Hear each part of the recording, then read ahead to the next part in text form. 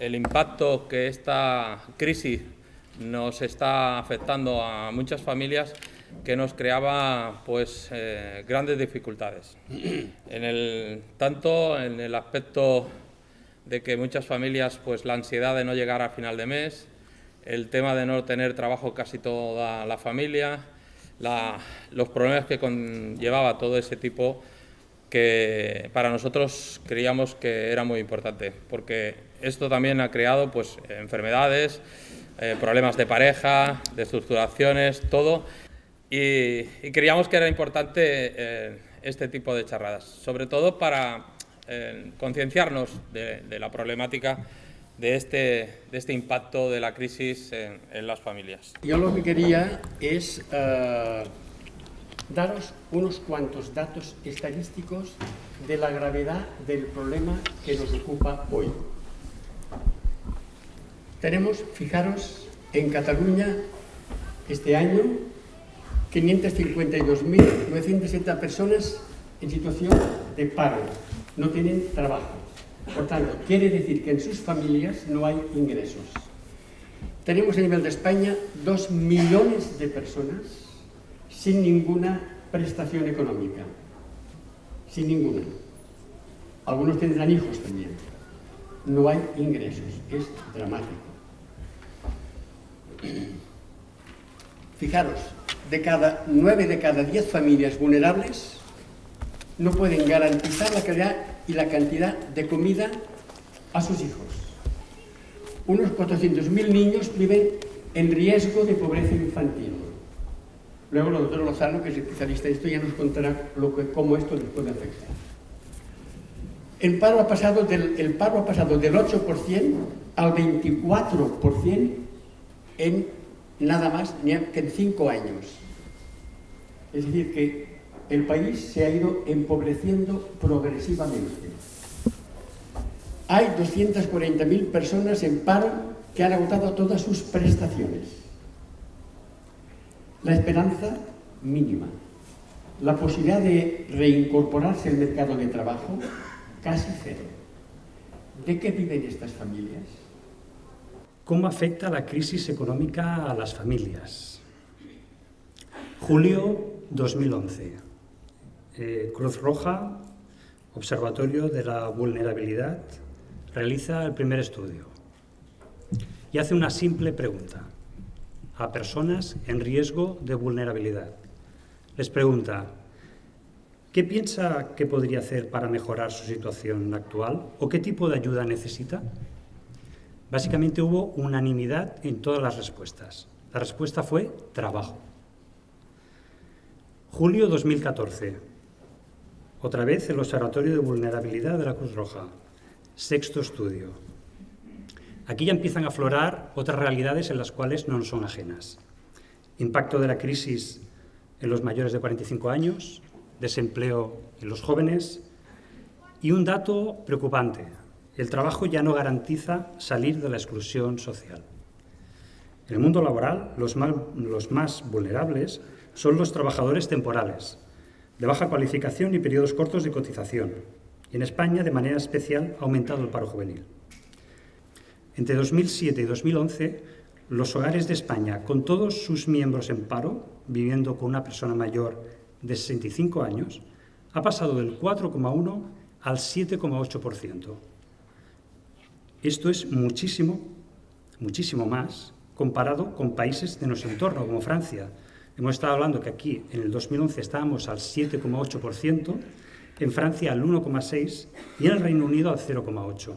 Que la formación es un factor clave. No es una opción, es una necesidad. Apuntar también que los menores de 25 años, que son parados de larga duración, se enfrentan a dificultades notables en el acceso al empleo. Dificultades que se deben fundamentalmente a su falta de capacitación profesional. Durante años era más atractivo dedicarse a trabajos de mano de obra intensiva, como la construcción, que probablemente seguir estudiando. Esto ha penalizado a parte de una generación, primero desincentivando a unos y creando espejismos vitales a otros, y finalmente con altas cuotas de abandono escolar y jóvenes con poca formación engrosando las listas de desempleados. Para ellos, sería necesario que volvieran a la formación, que muchos de ellos abandonaron, o que entraran en programas de formación en alternancia, de modo que adquiera un capital humano imprescindible para que su oferta de trabajo tenga cabida en el mercado. Por otro lado, los mayores de 45 años son un colectivo muy castigado por el paro de larga duración y que encuentran enormes dificultades de acceso al empleo, dado que muchas de estas personas adolecen de la falta de formación y además su capital humano está depreciado por su larga estancia en el desempleo. Serían necesarias medidas de formación, recolocación diseñadas específicamente para ellos.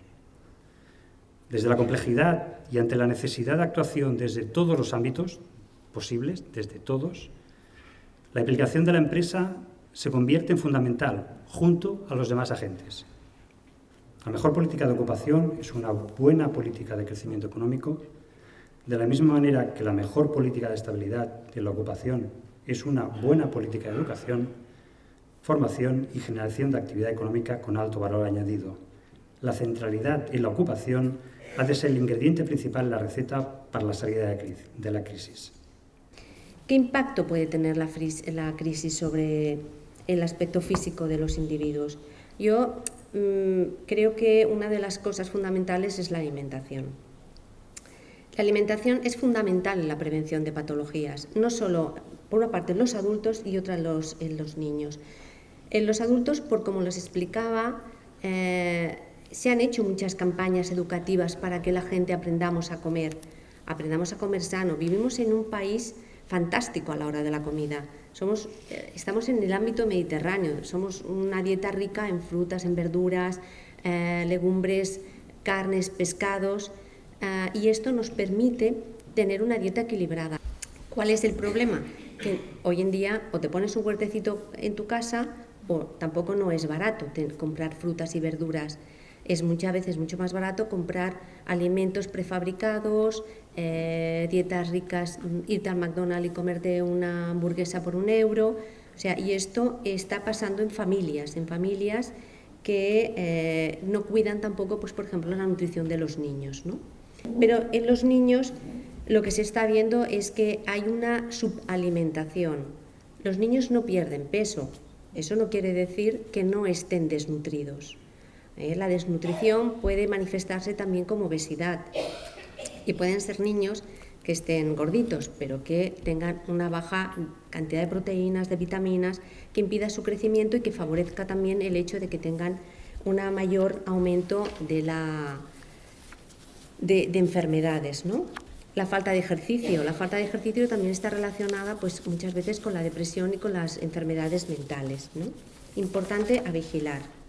El afán de los recortes sanitarios, bien, está bien. Nosotros utilizamos fármacos genéricos, pero hay pacientes que no se pueden controlar con los fármacos genéricos porque son cuestiones muy especiales. Tengo una muy amiga mía especialista en hipertensión maligna que muchas veces me cuenta, es que vienen con el fármaco cambiado y esto implica que se descontrolan cuando habíamos dado con, ¿no? O sea, tenemos que ser también una sociedad sensata a la hora del gasto, una sociedad que sepamos en qué momento tenemos que retraernos en el gasto sanitario. Paso al impacto emocional. Ya está muy estudiado. El impacto emocional, la depresión, está asociada al paro. Hay muchos estudios que demuestran que el desempleo tiene un aumento también de crisis emocionales, de estrés, de depresión, de insomnio.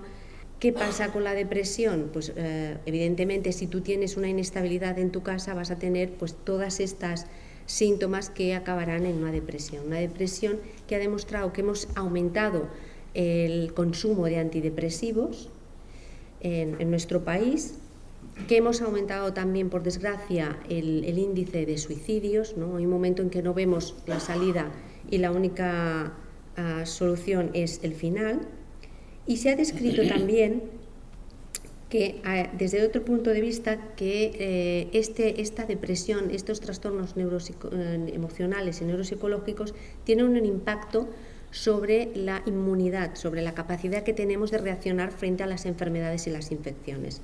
Insistiría, por favor, que la Administración sea consciente de que las políticas de prevención siguen siendo fundamentales para que podamos seguir manteniendo esta esperanza de vida, que es un lujazo en nuestro medio. Por desgracia, cuando hay crisis, siempre toca más a los que menos tienen. Y esto es una cuestión que pues, desde la Administración es donde se tiene que hacer más esfuerzo para intentar llegar a todos y más esfuerzo para ampliar todos aquellos programas que puedan dar salida pues, a ayudar a todas las necesidades de las familias que lo estén pasando peor.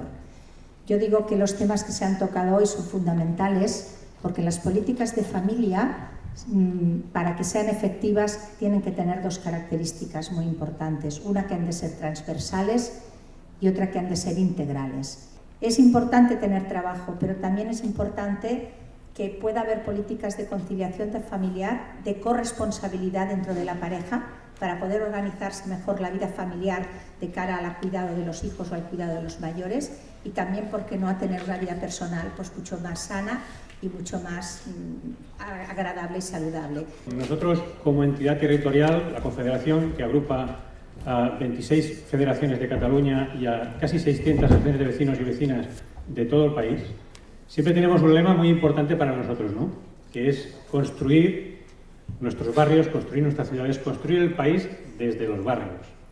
Y para eso es importante, actos como estos son muy importantes, ¿no?, porque hablar de nuestros problemas, hablar de nuestras inquietudes, hablar de aquello que nos preocupa, es importante, porque se ha hablado mucho de formación. Tener formación, información, tener el conocimiento y el apoyo de los vecinos y vecinas es muy importante y fundamental. Nosotros, desde la Confederación, el programa del actual, y yo digo, y esto lo voy a decir en catalán, ¿no?, es Sant Joan d'Espí es el brasol del aula actual.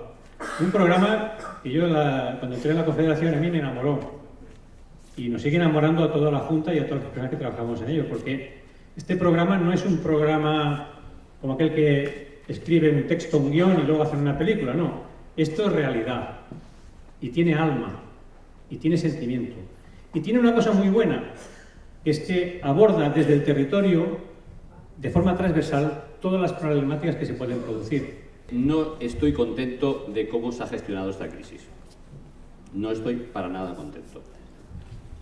A mí, la verdad es que a veces he sentido incluso vergüenza, ¿no?, porque la dignidad es lo más importante que tienen las personas. Y los ayuntamientos en esta crisis se han encontrado totalmente solos. Todos los ayuntamientos, no el de Sant Joan d'Espí. Todos los ayuntamientos. ¿Y sabéis a dónde va un ciudadano cuando lo necesita? Siempre al ayuntamiento. Siempre. Cuando lo van a echar de casa, cuando no puede dar de comer a sus hijos, cuando se separan, cuando le van a quitar la vivienda, cuando no puede pagar la luz, cuando no puede pagar el gas, cuando no puede pagar el agua. Siempre. Cuando no puede pagar los libros de texto. Siempre van al ayuntamiento. Y os tengo que decir que la Administración en general dedica menos dinero hoy a los servicios sociales que en el año 2010. Pero ¿sabéis? La principal causa de desigualdad es el paro. Que una familia tenga trabajo o no tenga es la diferencia. Pero que además no tenga recursos es fundamental. Yo podría poner muchos casos, muchos ejemplos. No pondré muchos, porque es un acto institucional. Pero hoy se dedica menos dinero a comedores, a la alimentación de los niños que en el año 2010. Un 15% menos. No estoy contento, debemos sacar conclusiones, debemos aprender para abordarlo en el futuro, pero para mí mi objetivo es que las personas puedan vivir siempre dignamente durante todas las etapas de la vida. Durante todas, desde la escuela bressol, desde que un niño nace y tiene soporte, hasta que una persona muere. Que, por cierto, la esperanza de vida en Sant Joan d'Espí son 83 años y medio. Un año más de la media de Cataluña. O sea que también seguramente hacemos algo saludable. Así que, escolteu, gracias, pero de verdad, este es un tema serio, es un tema que a mí me parece muy apropiado que el movimiento vecinal lo plantee, sobre todo, yo no sé si saldremos de la crisis, porque pensar que cuando uno ganaba 1.000 euros nos parecía poco, ahora los trabajos son de 700 euros.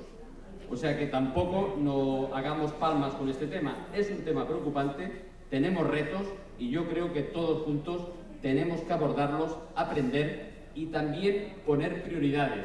Tenemos dinero para otras cosas y a veces no tenemos dinero para alimentar a las familias. Así que muchísimas gracias, pero es un tema que queda pendiente.